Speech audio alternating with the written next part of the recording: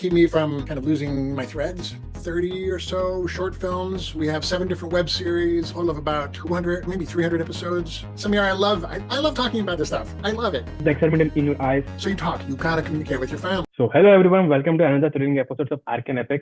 Today we have extraordinary guest who is Edward, a master of horror and sci-fi storytelling with over 2 decades of crafting captivating stories across different kinds of books, films, and games.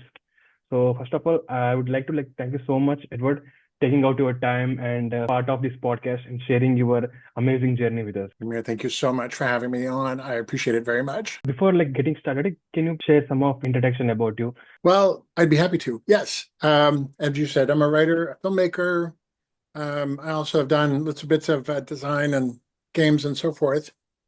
But probably how you and I met was a little bit both writing and filmmaking. So I've I've published 4 books, and then through my own company, through a traditional publisher, working on a series now, a horror series. So the writing Amazing. is very keeping lots of very busy because there's 18 books in the series.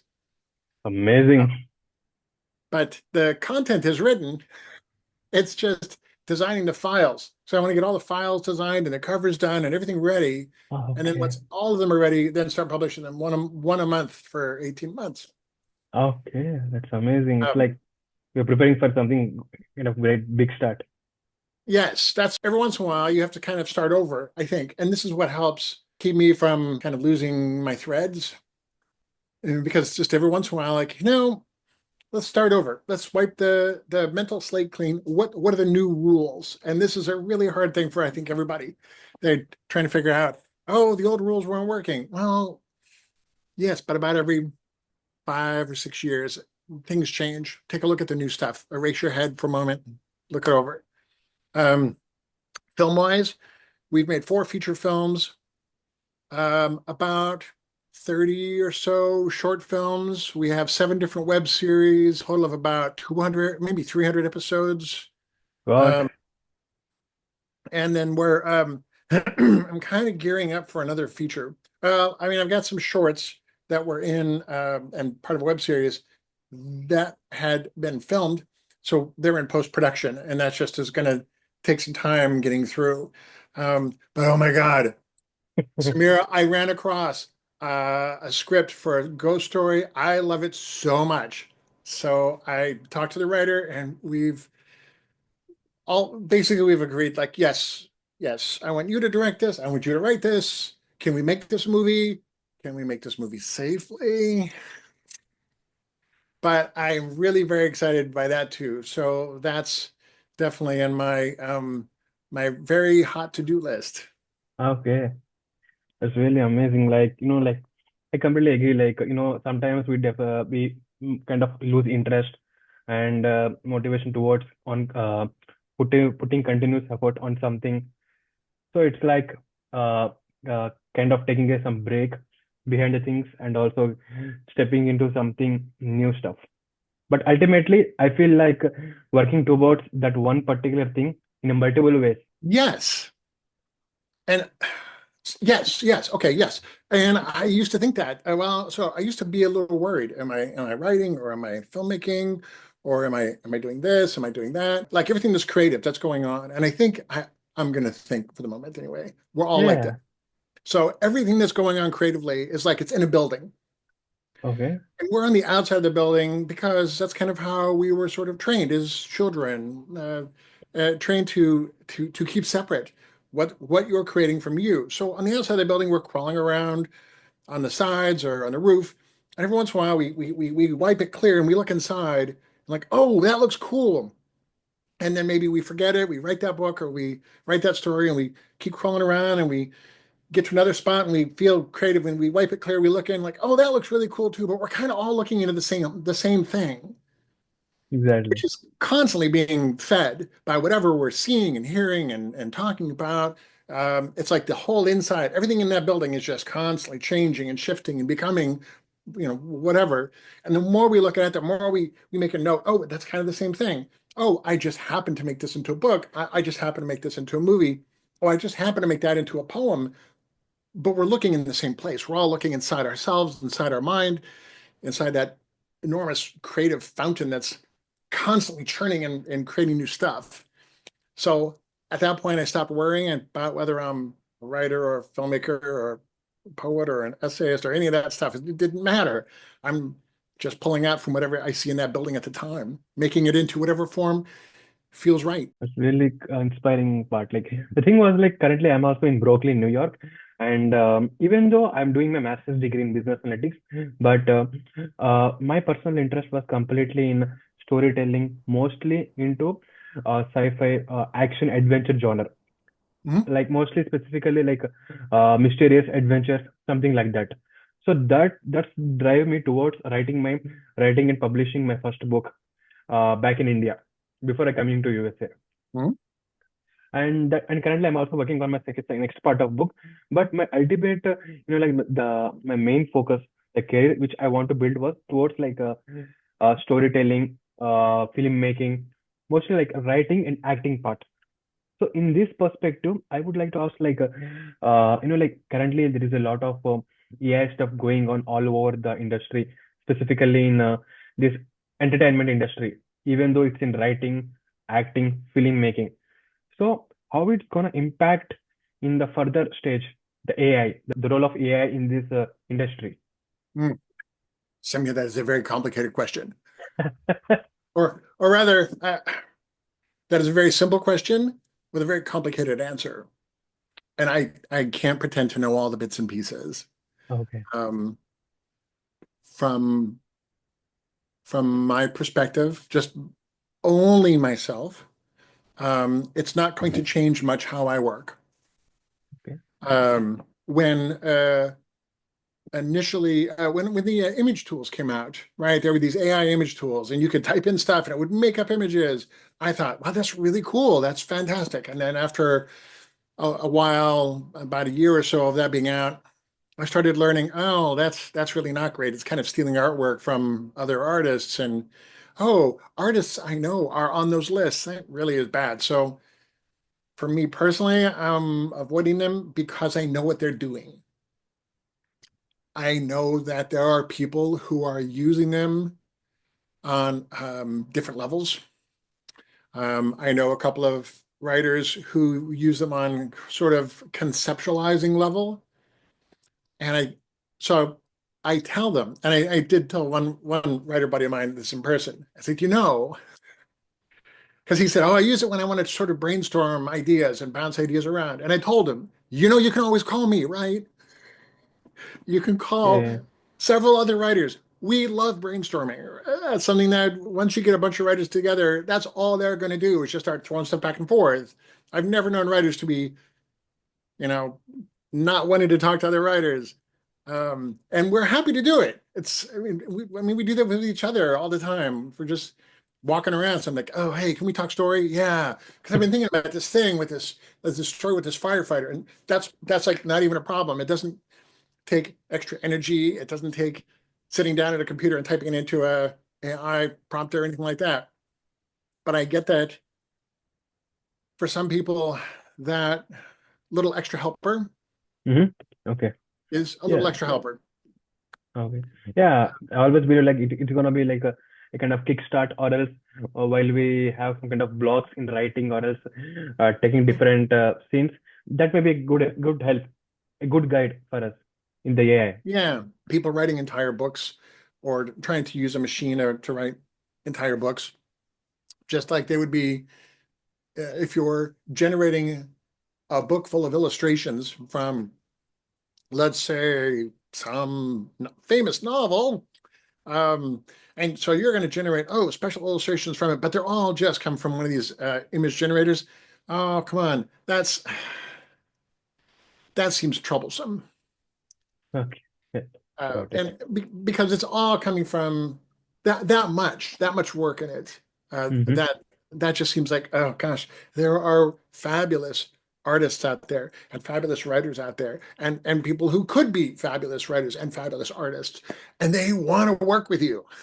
So let's Seriously. connect to human beings.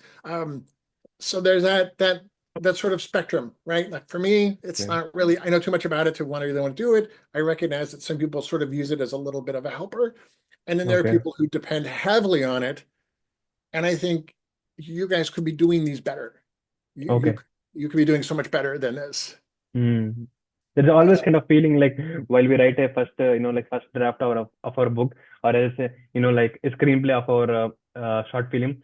Every time we try to go through it, we always feel, okay, I can do this better. I can do this some more creatively. I can add some more, different emotions in it to bring interest in the audience. But that's what keeps everyone, stuck at some point in their work.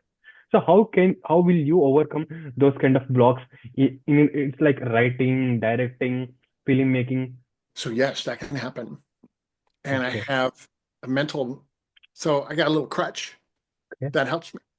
So when I get jammed up, and that's all I think of is like I'm jammed up. I feel like I've like what I'm writing, Mm-hmm. if it's flowing really fast and I'm Mm-hmm. writing it or I'm preparing something or I'm drawing something out and it's going along really fast, faster than almost faster than I can type or faster than I can draw, then I feel like I'm on the right path. Okay. And when I get jammed up, when I feel like I've hit a dead end, something is stuck in my head, Uh-huh. which you might refer to as, oh, this is some sort of writer's block or something else. Um, so one of the first things I'll do, and this is a very mechanical thing, I'll set everything aside. Like I'm going to step away from the keyboard. I'm going to go for a walk, um, do things that are automatic. So walking is a very good one because we all mostly know how to walk. Take a shower, do things that you're not thinking about. So you're just doing them. Wash Okay. dishes. Mm-hmm. Um, and then I'll think, okay, the reason I jammed up is because there's something that isn't right. So to use my earlier metaphor, okay, I swear I think in metaphors all the time. All Um, the way. so Yeah. I'm on this building and I've wiped clear a spot and I'm looking inside and I'm seeing a story and I'm trying to write down is what I'm seeing as a story. I'm trying to sketch what I think is the story. But if I'm not getting it right, that means I don't see it well enough. Okay. So by stepping away and then kind of mentally clearing that space a little bit better on the glass, like let's get a better picture of this. Maybe I have to spread my picture out a little bit and see what's going on. So I step Okay. away and I think about big picture. I almost imagine myself kind of juggling the pieces around them in the air. And like, I know these connect. They have to make sense. What's inside that building makes sense, Okay. but I'm not seeing it right. And so I start kind of moving the pieces around. What if I connect them this way or that way? So far, every time it's worked. Yeah, obviously. Like taking step away from the stuff and thinking from different perspective. Okay, this is where I stuck. This is how I need to solve it. I Mhm. completely understand that part. And like coming to next part, like since I have like while going through about your complete work, your books, your movies, your games, I've been observed like you are almost like in this industry for almost like 2 decades. I was like very curious to know like in these 2 decades, how far the horror genre evolved. Last 20 years. You just dropped that in there. I could go back 40 years. I just Okay, asked you. Yeah. that's okay. Um, I think so. I'll start because Yeah. this is a really cool question. Like, where is it going? Where's it going? I'll start with this. Okay. I think that horror is one of the oldest genres known to humanity. Okay.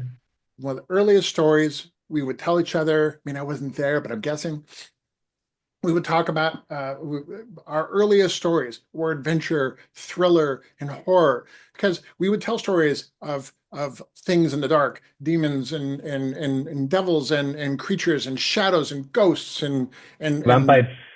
vampires and men who turned into animals and vice versa. So these were stories we have always told for tens of thousands of years. So in my mind, horror is almost like a container Okay. and it can hold whatever we want. And the most amazing part is that it goes through these different sort of phases. So, like in the 80s or 90s, it just moves all the way through. So it can hold. There's so many different kinds of horror. So I'll use that as an example. So there's like slasher stuff. There's an ordinary person, maybe a person that's a little extraordinary, but they just murder a bunch of people for some awesome reason. I don't know why, for whatever reason, that's their thing. So those kind of stories they have their own container, and their container moves along. As we progress, we add things to that container that makes us able to tell those stories in a different way. Okay. Oh, we find out there's serial killers who move all over the United States via the highways. We don't know them. We've never caught them, but we know because evidence at different murder sites match. There's a terrifying thing, Okay. but that could not have existed before there were highways. That could not have Got it. existed before there was sufficient forensics. So now that little container of slasher, serial killer, horror has something new in it as it moves along through time. Our technology, our development, technological development, moral development, emotional development, all adds to what can go into those containers. And likewise, there's a container that's moving along. That's all about monsters. Okay. So you Got it. mentioned vampires, werewolves and ghosts. Ghosts are the oldest. So ghosts go back further than almost anything. Werewolves are like second. Vampires are fairly new, um, but every time some new creature developed, like zombies, Hmm. really new, then that as that thing moves along around maybe the mid 60s, boop, now there's zombies in the monster bucket. So we can now make monster movies with zombies, and it just keeps moving along through time. Um, I don't know what's going to happen next. We're going to come up with another monster, kaiju, right? They got dropped in about the mid 60s too. Giant monster movies. So whatever it is trending, they're gonna add it to the bucket and slowly try to evolve it according to the trend. Yeah. And once something is added to the bucket, everyone else sees it. And I think that's why when like there's something really new comes out, like the Alien in 1979 from the movie Alien. Hmm. Once that whole concept comes in, a bunch of other people see it, and now they're like, oh, that's added to my palette. I can make a different monster movie, kind of like that, kind of like this. So that's why there was a whole bunch of things that felt like clones of Alien coming out. Because that monster bucket kept moving along and something new dropped in, and we're all excited by something new. Like, wow, that's cool. Folk horror has been around since about the 70s, well, maybe earlier than the 70s. But like in the past 10 years, folk horror has been outrageously growing thing. That's exactly working. That's how human beings work. We start learning about something. Oh, what if there was a crazy family who were cannibals? Oh, what if there was a whole little town that were cannibals? Or what if there was a whole little town that was crazy religious people who were cannibals? Whatever. But once that goes in the bucket, now the bucket's still moving along, and now we all can pull out of the bucket and write what we want to write. That's It's really great. constantly changing for all the different, if you want, subgenres of horror. And horror, because it is so old, we're always adding new stuff. We're always creating new ways of telling a story that just happens to be horror. On the surface, it might be, oh, our two neighbors are fighting and they don't get along very well. And I guarantee you're thinking already probably of at least one, if not two or three horror movies that fit that. Oh yeah, but it turns out this one neighbor has like a bunch of graves in their backyard because that's what we think of. When we're thinking in terms of Got horror, it. these are outcomes that are often dark, sometimes moral, sometimes so that that's another thing. The sort of non-moral horror. So horror has quite often been moral stories disguised in a certain way, with Uh-huh. certain kinds of trappings. And there was a period of time when horror stories started appearing that didn't have a moral center, a moral core. Okay. Uh, Henry, Portrait of a Serial Killer, is a good example of that. There wasn't a moral center to the story. There wasn't a sense of if you do the right thing, you'll be okay. If and how you're going to get out of this or whatever. It was this almost kind of just emotionless emptiness that came in. And once that happened, because when it didn't even get a rating, that movie got NC-17 because the MPAA didn't know what to do about it. There wasn't something they could point at and say, well, if you took out this piece of violence, it'd be okay. If you took out this thing, it'd be okay. They were like, it's disturbing moral content. And now Exactly. that stuff is, once it got in the bucket, other horror writers and other writers who wanted to tell stories that happened to feel like horror saw that in Tool, and that was a new tool, so everyone got excited, and now we have that tool. We have giant monsters that we didn't have. We have zombies now that we didn't have. We have uh, moral-free tales of despair, which we didn't have. Lovecraft sort of introduced us to cosmic horror, which we didn't have before then. And now all this stuff is available. We can write in any one of these things. Amazing. That's really It's crazy part. it's constantly growing, constantly shifting and changing. Things that used to be a single bucket have shifted over time sometimes to be two different buckets, and they're still marching along. New They're stuff is still going coming. on. As soon as the news run going on, the stuff is Yep. going on. Yeah. I think that that's horror gives us this incredible flexibility. Amazing. And like I also observed like while you like explain the stuff or also in your previous work, like it's like while you're trying to explain the stuff, it's not just about sharing your experience, but also you are sharing in a way that that you are really enjoying the excitement in your eyes at the same time in your work, the way you're telling.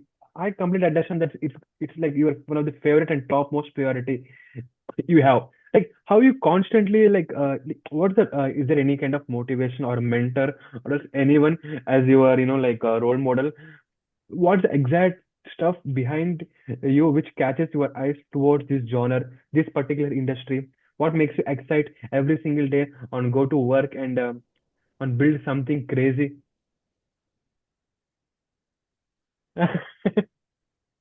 I got it, I got it. You can answer very like very calmly, I, slowly. It's up I to think you. it's a great question. What I think of it as what gets me out of bed, what gets me out of mechanical life to creative life. Yeah, absolutely. Okay, Samir, I love talking about this stuff. I love it. It's just, oh my gosh, here's what happens is you'll ask a question. Oh, it's a really good question. And here's an answer. And then my brain's like, oh, but this answer too. Yes, okay, that answer is well, what about this answer? Oh my God, yes, there are three answers. I'll get to all three of you. And then the fourth one's like, don't forget me. Oh, okay, so there are four answers. So that's where It's about like right that's from heart, totally like fine. You're doing great. I hope I am too. Okay, so there's a mechanical answer. And sometimes this works, sometimes this doesn't.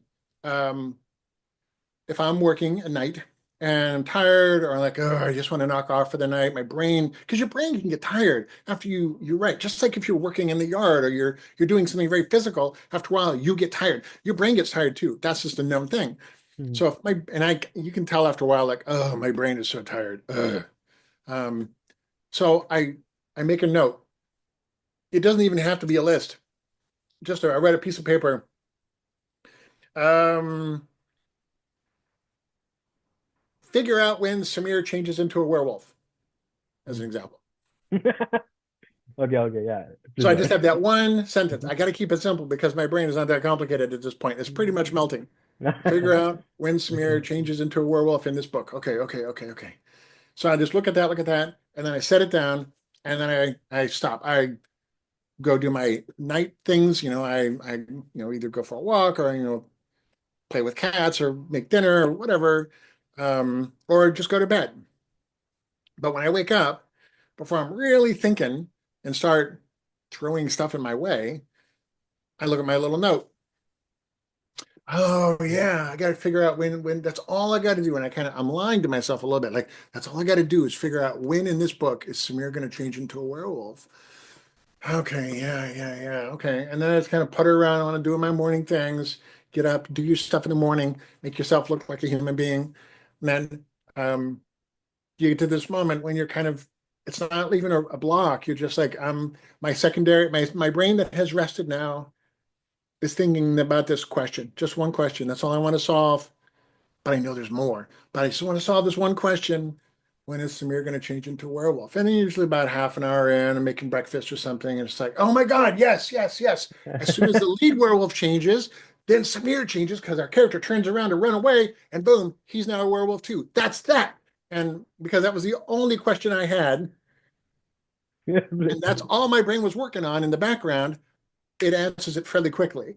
And then that fire is what gets me like, oh, I gotta get this down. And then I'm run into the keyboard or anything else. So that's mechanical. When you write down something before you go to sleep or before you go to bed to kind of get you up in the morning. Okay. Um, I guess they're all mechanical now that I think about it because we're all machines made of meat. But that's okay. So another thing, when I've solved a problem, Hmm. and I think of like you were talking a little earlier about storytelling, Hmm. and like, when I think about constructing a story, I often have a kind of a mental model that the story is like a thread. Okay. So the beginning, the end. And then as a storyteller, I'm looking through this building and I'm kind of seeing this sort of crazy story forming. Okay, I want to try to get that down. But then there's mechanical things like, well, I don't want to just tell it straight.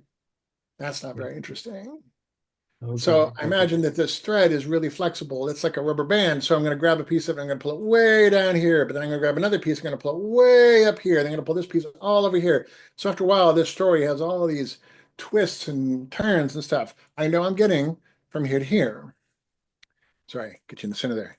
I know I'm getting from here to here, but Okay. there's going to be all kinds of stuff. And I can think of all kinds of things as I'm going. Okay. So when I find myself in a part where I've solved a problem, meaning, okay, I've got a big long stretch in my story this way, but how do I get it to come back to balance? Because I always feel like the story should balance. Okay. Um, So in this oh, case, like, since you told like the balancing of the part, like, like in this perspective, I want to like specify one more thing, like if you don't mind.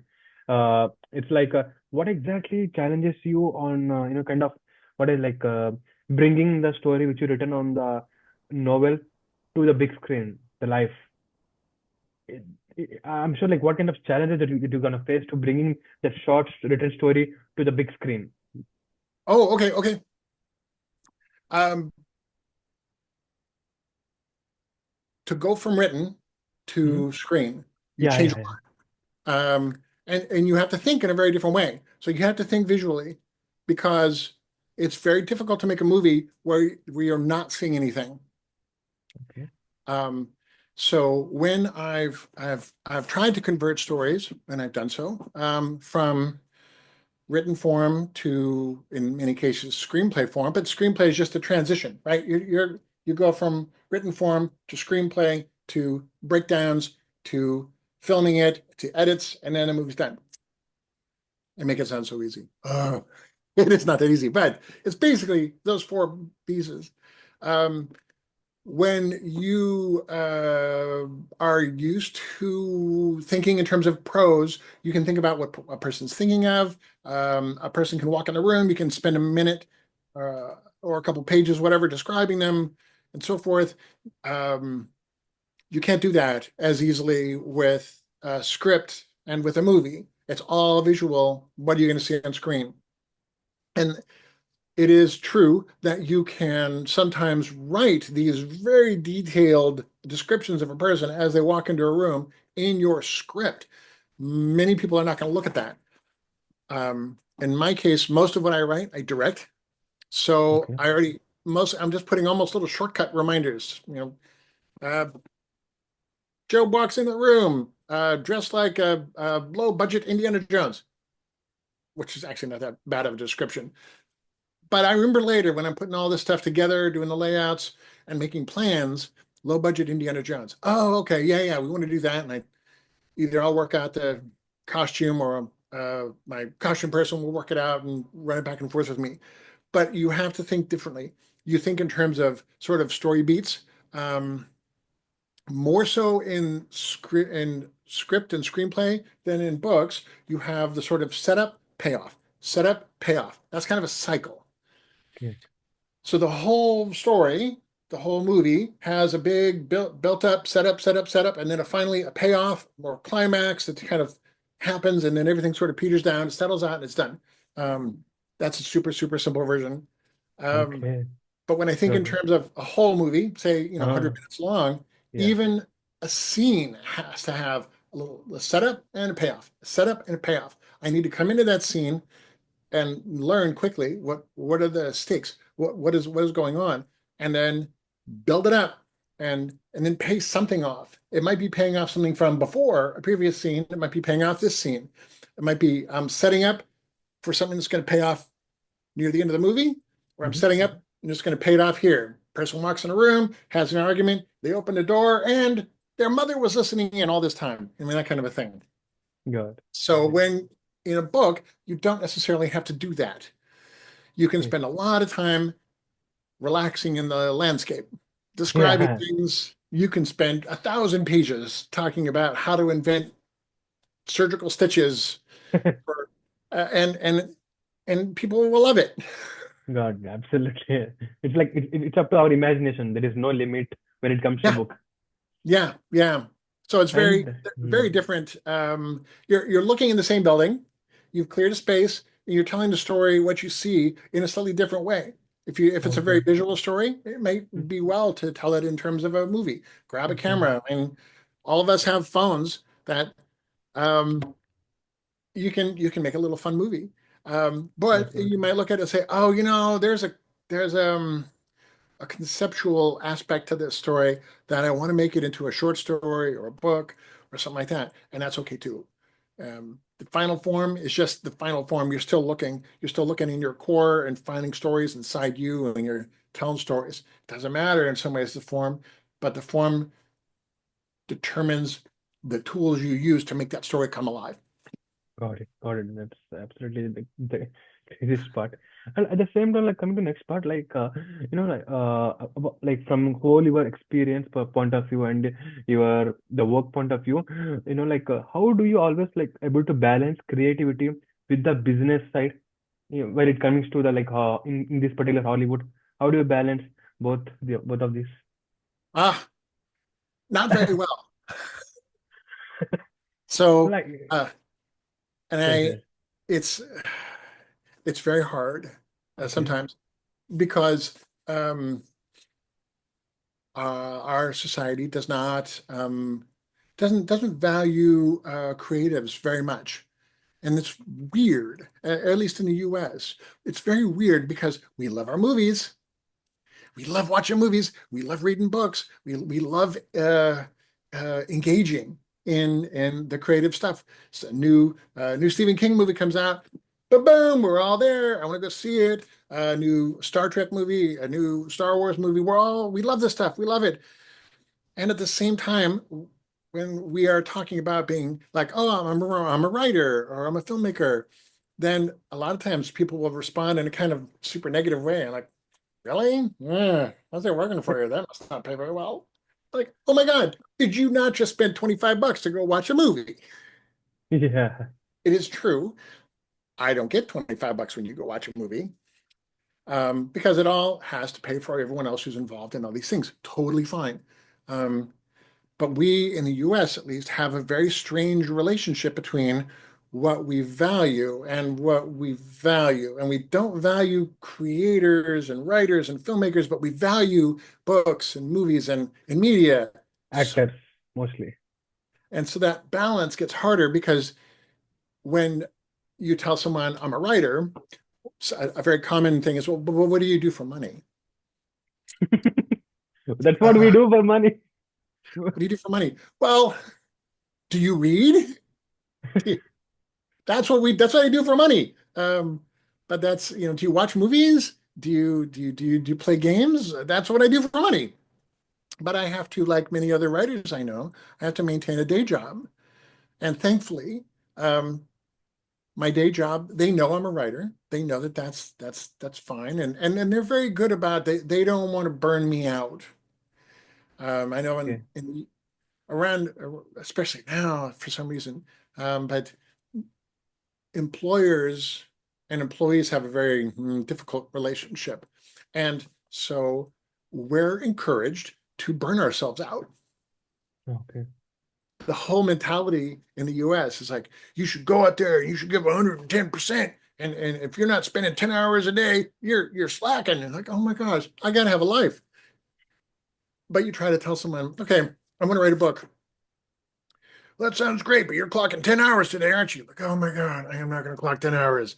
But a lot of us are forced to have jobs like that in lives where that income is what's keeping us alive. Okay. And so it can be really hard. I knew of a poet who was a dentist. And Okay. this dentist was constantly working all the time, but he kept a yellow pad of notes, like the little post-it notes on his desk. And in between patients, he'd have, 5, 10, 15 minutes, write a poem real quick on each, and it was only would fit on this yellow thing. Now, physically, you have a limit what you can put on there, but also mentally, it kept him focused. I got to create, but I can't create bigger than this. Very hard on managing our daily full-time job at the same time the creative part. If we, it's like mostly if for our young people, if we decide to pursue any kind of career in writing, dancing, singing, and everyone is gonna be, oh, why you're wasting your time? You can go for your master's degree or bachelor's degree and try to get a good job. But Yeah. at some time, they may also write. It keeps us financially, safe side. But I feel like parallelly managing our creativity, our true thing, which makes us excited to live every single day. It's really hard initially, but at some point there is a break even. Everyone get to know about you, about your work, and that's it's like a really amazing feeling. Oh, well, okay. I got you. I got you. Um, so that has not happened yet for me, Oh, but I already know kind of where that would be. Um, and that would probably be if all things balanced. I mean, the ideal thing is where the income from my creative work matches the income from the job that's paying for my life. okay. Um, that's an easy calculation to make. Like if you're living on a job and the job is paying you 65,000 a year, and like, okay, I'm happy with my life. At 65,000 a year, I can afford my life.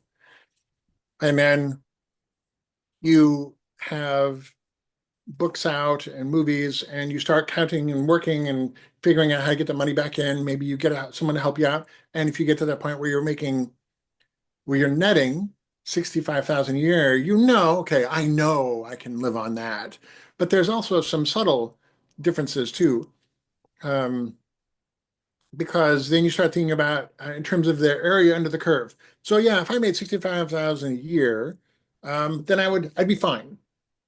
And that's, every year, move it along, boop, boop, boop, just like a job. Um, but you ask yourself, well, how long, would that work? Or if I have a partner or someone else who's also part of the house and they're bringing in something, then maybe I don't have to make as much. So if your house could live on 65,000 a year, I don't know why I picked that number, I just did. Um, and you have a partner who's making only 30,000 a year, then you only have to make 35. Then suddenly how much you have to make on your creative stuff drops to half that. And that's Okay. exciting and good and fun. You got to be very open and talk with your partners and talk with the people around you who are a part of your life. Hey, I want to try to do this. How do we feel about this? Because everyone is different and they all have their own hopes and dreams as well. They, Mhm. for all you know, may be thinking, oh, as long as he can maintain 65,000 a year, I can keep doing my thing. So you talk, you got to Yeah. communicate with your family. And Okay. then your family will help you also figure out what is acceptable to them. And this is a Okay. really amazing thing if you have family or friends or people who you're really close to. And I love that we are in a society now or getting there where it is more acceptable to be close to your friends and have friends with you too, because we need friends so much. Um, but we have a situation where you talk to your friends and imagine for the moment that your friend came to you and said, Smear, I'm making 65,000 a year now, but I really want to write. I really want to spend all my time writing. So between your income, which at the moment, I don't know, but whatever they say, between your income and my income, what would work for you? What would be the part where you would say, Edward, yes, as long as you can make this much, I will contribute this much. And now we have a happier house. Okay.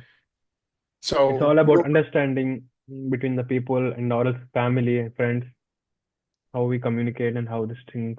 yeah, I- almost every time when I broach this subject to my family or my friends, I find out that they're much less harsh than I am about myself.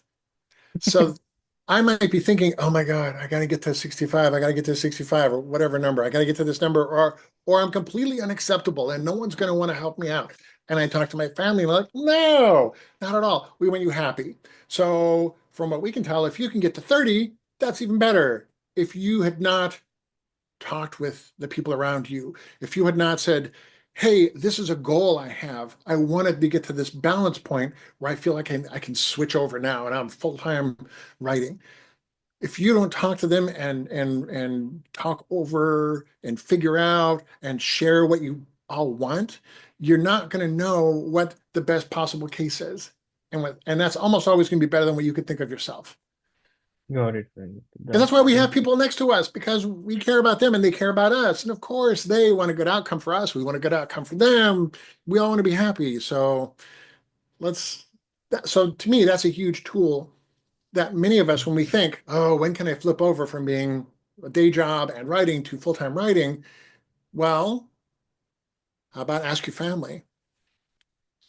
yeah, that's even though it's like very underrated, but it's the best possible thing that we can do. There's a tremendous amount of power. And Yeah. you may find out that your family is not interested in that. They may say, well, we're actually hoping you never do that again. We like you in your day job. Okay, I may have to make different decisions about that. One hopes not. I mean, we Mostly not that. we get involved with people because we care about them and they care about us. So Mm-hmm. let's all find us a mutual happy place. Yeah. But that's always where I'm going to check. Uh, First, I check in my head because I know I'm a little harsher to judge Yeah. myself. But then I'll Okay. check with my friends and my family. What would you consider to be? What do you think is a safe, is normal? And knowing it may not be, sorry, it may not be totally safe. I might have to scramble a bit, change my Mm-hmm. lifestyle a little bit.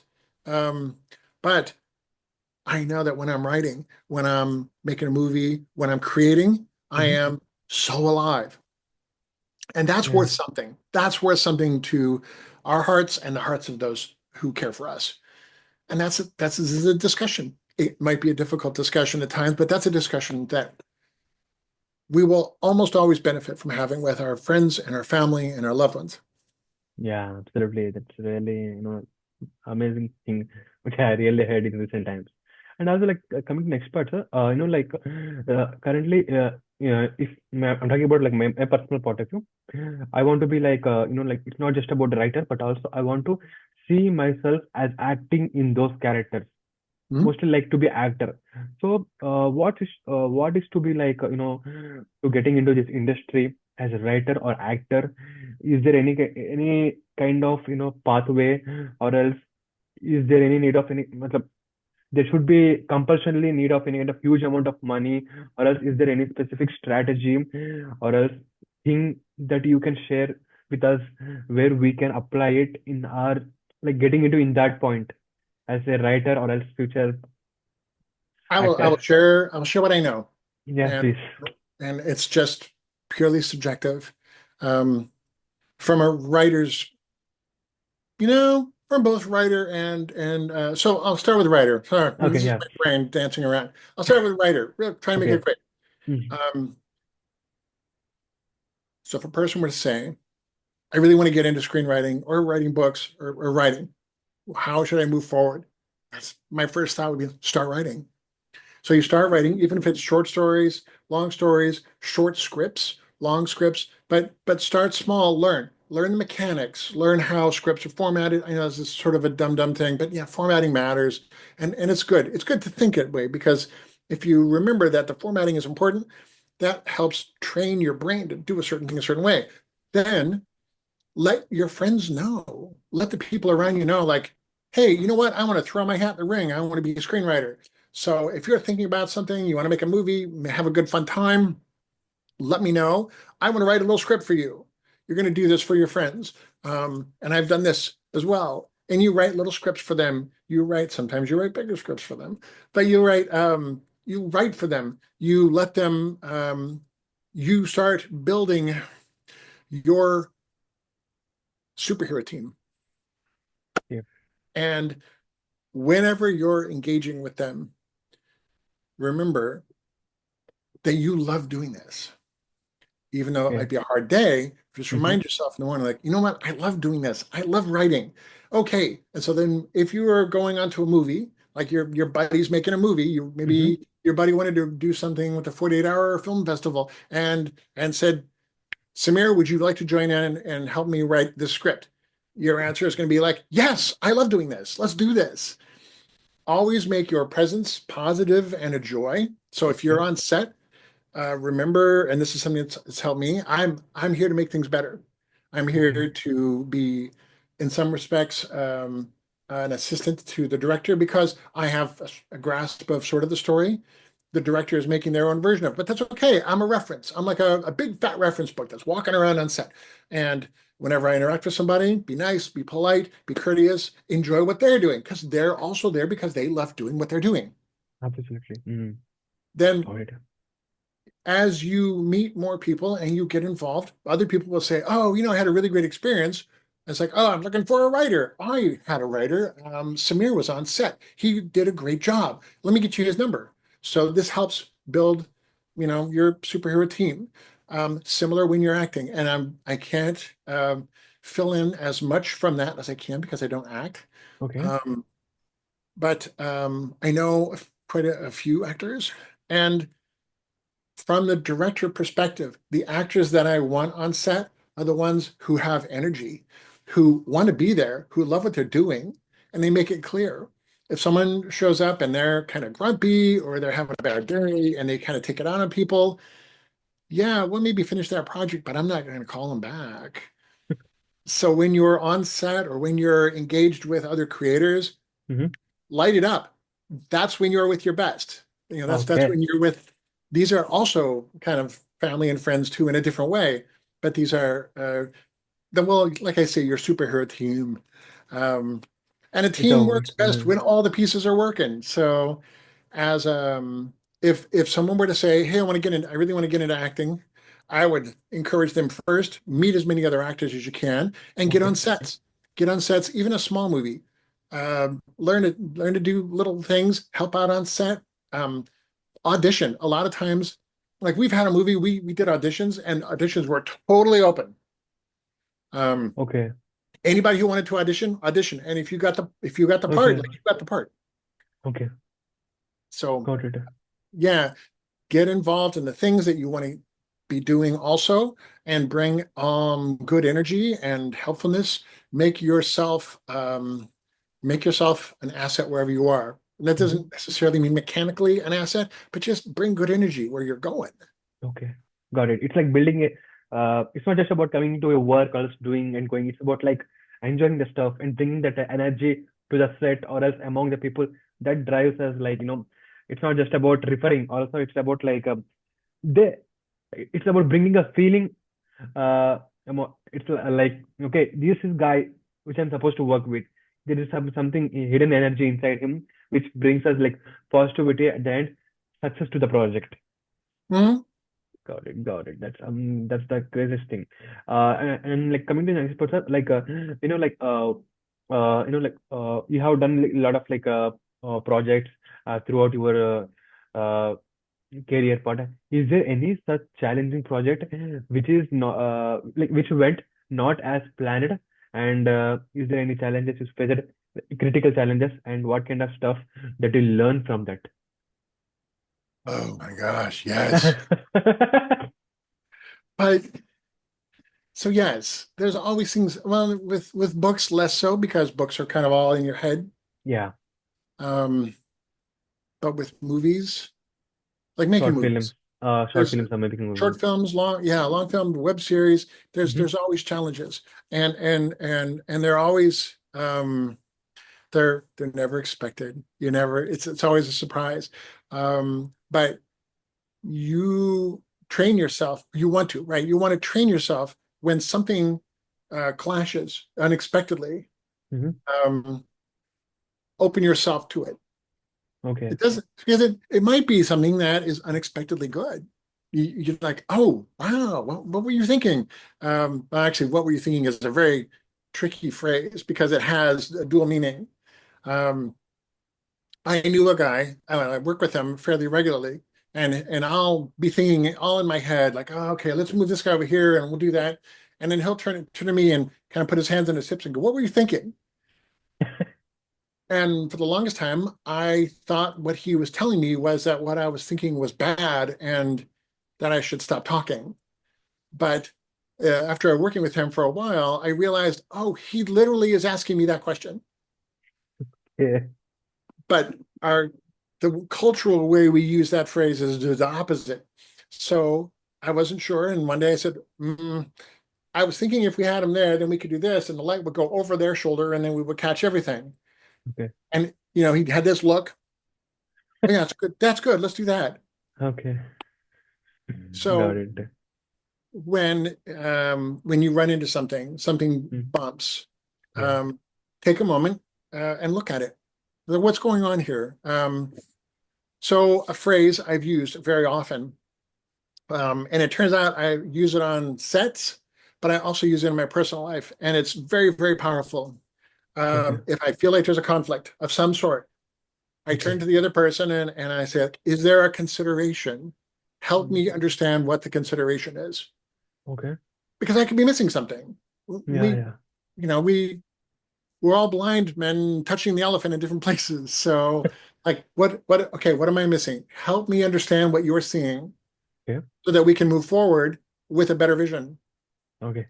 Got And it. they may be seeing something that is a problem that you didn't anticipate, or they might be seeing something that you've already anticipated and you know is going to solve itself, and you can tell them like, oh, okay, thank you. Yes, that's important. But I am also planning to film this other scene later that will cover that up. And then there's sort of a little add-on. Then you say, does that cover what you're worried about? Are you worried about anything else? Got it. When you get a person to a point where they say, no, that covers what I'm worried about, and I'm not worried about anything else. Awesome, let's keep going. That Mm. energy has been turned from conflict to now you're going in the same direction. Got it. That is a hugely powerful thing to be able to connect and move us in the same direction. Okay. Um, and they may know something. We have so many situations, and some of them are tragic, where somebody tried to warn someone else, like, hey, I think there's a problem, and they were ignored or turned down or whatever, and bad things happened, Okay. and accidents and things like that. So a thing I've often told my crew is that in terms of safety, for Okay. example, if there is a safety issue, you are all empowered to shout. If something you see is wrong, shout. Stop Okay. us. Okay. I promise I won't get mad. None of us Okay. will get mad if you're trying to keep us from harming ourselves. But Got um, it. that's unusual. Okay. But in the case of like a creative difference, or like something goes wrong, like, oh, we're getting ready to do a thing and the prop broke, things like that, like they happen all the time, or the we didn't get enough props to really sell the job, or the makeup isn't working, it's all running off under the lights, whatever, all kinds of things. Um, when you are making a movie, one hopes that you've had enough time before you show up on set that you sort of have a sense in your head of the whole project. Um, and so you might say, all right, as an example, we're here, we're making this thing. It turns out that all the makeup is running under the lights. Okay, that's Mm. because for whatever reason, the makeup artist got the wrong kit. They picked up a theater kit and then not the cinema kit. Okay. All right. So is there anything else that we can film in this set, in this location, with like background actors or whatever, while the makeup artist runs back to the trailer and gets the right kit and comes back? How, Okay. and you engage your primary crew. Like if you're the director, you get together with your producer, you get together with your AD, and you say, okay, we want to solve this problem. Here's the problem. Makeup's not ready for this particular piece. She'll get ready, but it's going to be about 45 minutes. And so I want to try to figure out if there's anything else we can shoot for 45 minutes. I know it actually is a lot longer than that, like for 45 minutes while she's getting ready. And so you figure it out so that the machinery keeps going. You don't end up suddenly hitting a jam and you can't go anywhere. And now everyone's angry at the poor makeup person who just grabbed the wrong kit. That can happen. Yeah, that's Um, it's like utilizing the resources effectively so that you can get something out of nothing at least. mhm. Um, that was a complicated question, though, Samir. Did I answer it the way you wanted it? Yeah, yeah, absolutely. I got it. Because Okay. the thing was like I want to know like how that stuff is gonna work behind the scenes. Because it's not as much as simple how we watch the movie, but there's a lot of work behind the scenes. So Yeah, this is yeah. why I asked that part. And sometimes, so this has also happened on set when we get everything done the way we expected, the way we planned. And Luckily. then we get back and we take a look at it and we realize, this isn't working. The Okay. pieces aren't connecting in edits. It's not telling the story I wanted to tell. And we talk it over with our editor and we work through all the pieces and we try it out. And this has happened. And then we decide, no, we have to rewrite that scene. The energy isn't in the right direction. It's not just a matter of changing the shots around. We have this character's energy came in this way, but the character's energy has to come in this other way. Okay, okay. So we have done a thing where we've rewritten a scene, gone back to a location, and filmed again. That's Um, okay. that's unusual and it can be expensive. Yeah, It can throw things off, but okay. sometimes you find, oh, you just find this out. Like, I've been writing this and we did film everything we planned to film. We got it all done, but in edits, it doesn't have the energy that is important. So in order to get that energy, maybe we have to refilm the whole scene. But sometimes, hey, you know what? Maybe we can film something else that sort of works a way around it, and then you can talk to your assistant director. You can talk to your producer. Like, I'd like to try to film a thing that helps bring this scene back up again, or maybe Okay. that scene needs to just go away. Lord knows there's tons of stuff that people cut out of movies because they said, I wasn't doing anything. Okay. Got There's it. Got it. That's Danny great. Boyle refers to that as this scene is a great excuse for a cutting room floor because he'll film a bunch of scenes for a movie, but then when he gets to a certain point when he's in the edits, that scene wasn't doing anything. Cut it out, take it away, and just drop it. And he throws these on a DVD.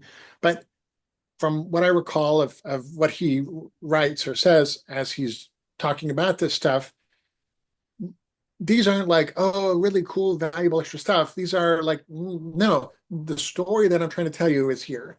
This is the story. And this was a false start. Okay. So if you want to But watch it, you can watch it. But it's not really, this isn't the story. yeah. So in a very worst case, sometimes, things can go wrong that make no sense, or that you have to just just stop what we're doing now. This is not going where we want it to go. Let's sit back and take a moment and think, where do we want this to go?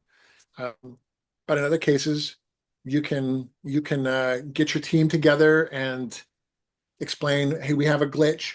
The glitch is this. Let's start brainstorming some ideas how we can make this work, either with a different. It's like if the prop doesn't work. Oh, this prop isn't working. Well, this is the first time we ever see it, so is there anything else we can use real quick? Or maybe, if it's a superhero thing, maybe the character doesn't use a prop. She's just magical. So she just like does this and the thing can happen. Can we pull that off? Maybe we could get some string in there and make stuff fall down. What do you think, Bob? And and Bob's like, yeah, I think we could take some wire and rig that up. I mean, it wouldn't trade much for the story. But we'd have to change some of the stuff we film later. Like, well, okay, we make a decision. Do we want to do that? Because No. sometimes you make a decision there and it's going to affect what you do later. So you have to kind of work your way through. Director has a lot of stuff going on. The AD has a lot of stuff going on. You have a script supervisor, they have a lot of stuff going on, and they're all talking. So you all get together. You're like, okay, everybody take a half hour, go get some food. You guys, I want our team here. Let's walk and figure out how we can work around this. Got it. Got it. So, but like it's a the most fascinating thing which drives me towards this particular industry or this particular project was I know, like I'm sure it's majority of the times it's not will go as we planned. But there will be always a kind of few mindsets who will try to bring the people together, and the way they solve the problem and the way they get through it. That's what excites me to pursue my career in this industry. That's the exciting part. It's not always Yeah, about fame, money, but the the work process mostly. yeah. This translates to almost every aspect of life that I know of. I mean, and now that Uh, the more I think about it, you've got the people around you, whether okay, it's at work, at okay, home, your personal life, your uh-huh, day job, you're working on a movie. You've got people who are close to you. Hey, we have a problem. Let's find the solution to the problem. What am I not seeing? Let's work together and try to solve this. That is an amazing tool no matter where you are, whether it's on a movie set or babysitting for your neighbor or great. anything like that. We work together. We are a social species and we work really well when we have people close to us. Got it, I got it. That's an interesting thing. And going to the next important part, like since you are part of the Hellbender media play, so like currently you have been obviously working on different projects. So what is the scope of like what is the future of this particular Hellbender media in Hollywood? Is there any kind of high budget, high profile projects coming on the line towards this media play, or else what are the future plans of Hellbender Media? Oh, um, well, as far as I know, we don't have any high profile projects yet. In high profile, yeah, it depends. But we are, so I mentioned the ghost story, and I'm very excited by that. But we're working another project that's a show. It's not Okay, quite a web series, although I may start out a web series, but it's a show with half-hour episodes, and and we're still sort of working the pieces together. We're bouncing the idea back and forth and sharing a document. Now we're at a part where we got a mutual document, and I'm sharing it with my, producer, potential producer, my assistant director, myself, a couple other people. Like, how are you feeling about that? Hey, what about if you do it like this? And it's more of a show.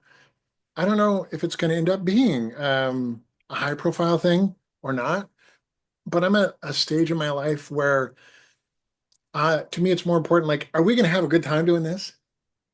And if we're going to have a good okay, time doing this, then part of my job is to make sure that we have the palette. So, got okay, it. let's set this up. Let's work through and drive this project. Let's have a good time at this. So I don't know if that ever becomes a high profile thing or if it just becomes like a goofy fun thing.